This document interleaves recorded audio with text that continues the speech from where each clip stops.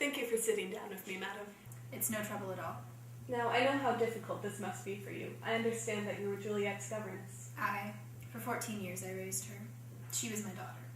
I loved her as my own daughter. And you had a daughter yourself once, correct?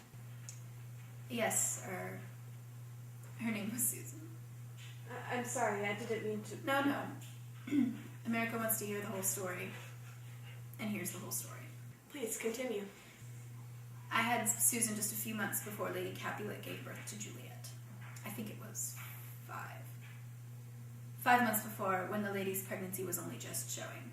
Susan was such a beautiful baby. 10 days I held her. 10 days I milked her, and forever after those 10 days, I was to cry for her. The doctor then said there was nothing he could do. I'm terribly sorry. Thank you. But when I lost Susan, Lady Capulet was with her own child, and I could not be too remorseful. I resolved to love her child as mine, and thus vowed my life to Juliet. I remember on the day she was born, it was like I too was reborn, and I was a mother again. Now again, I die.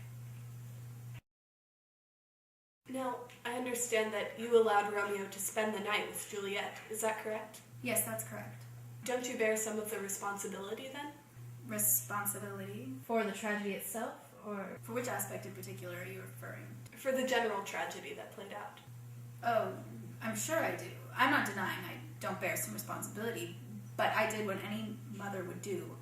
I did all I could to make sure my daughter was with her true love. But that wasn't really your place now, was it, Miss Jamison? I'm sorry. Juliet had a mother. She forbade her daughter from seeing Romeo. You went against your employer's orders. What are you trying to say to me? Are you accusing me of not having Juliet's best interests at heart? I'm not accusing you of anything. Yes, you are. How dare you? How dare you question my mothering abilities? I'm sorry, ma'am. I didn't mean to offend you. Well, you did. You did offend me.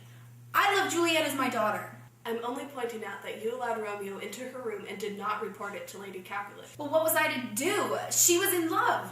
Are you sure of that? Am I sure of it? I thought America wanted to know the facts, not my opinions on the matter. We have all the facts, ma'am, at least as far as the police are concerned. America now wants to hear your opinion. Then let me speak. Go right ahead. Romeo was a clean-faced youth. I had often seen him apart from the other Montagues. He was not vulgar, nor was he prone to violence. And though I knew it could not be wise for Juliet to fall in love with someone of his family... Go on. Though I knew this love went against all reason, I also knew it could overcome all obstacles.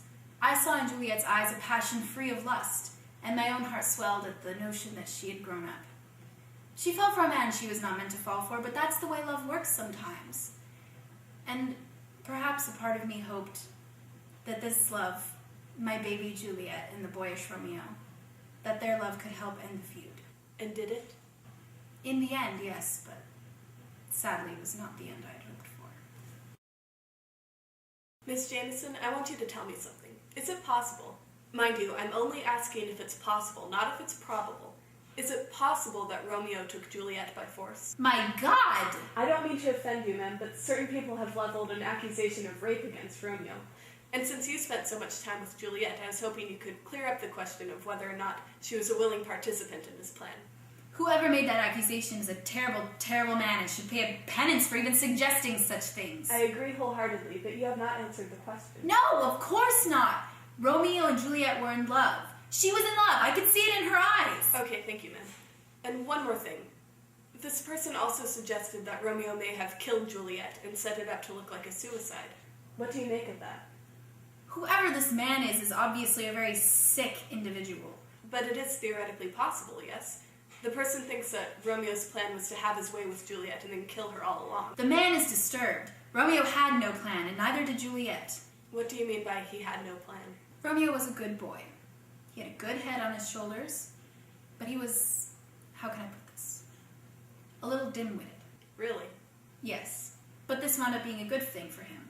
While the more intelligent boys such as Mercutio and the slightly dumber boys such as Tybalt got embroiled in the feud, Romeo had just enough intelligence to steer clear of all frays, though sadly not enough to find out where he fit in among the other boys. I see. But you could also say he had more intelligence because he had the ability to love. So he had a skill that the other boys did not. Yes, but I don't like the way you made that sound.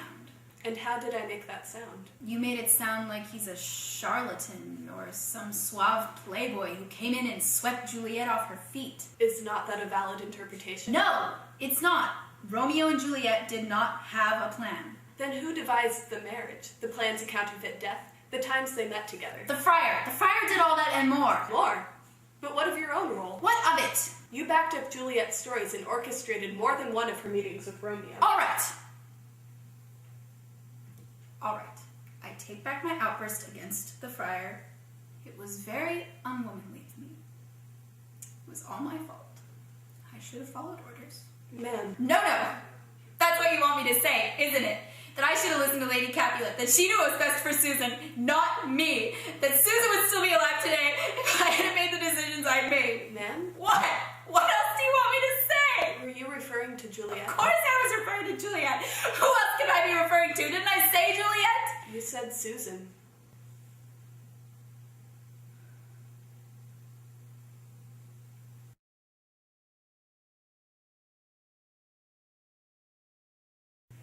No. That's what you want me to say, isn't it? Line? Sorry. That's a good one. That's what you want me to say, isn't it? Lie!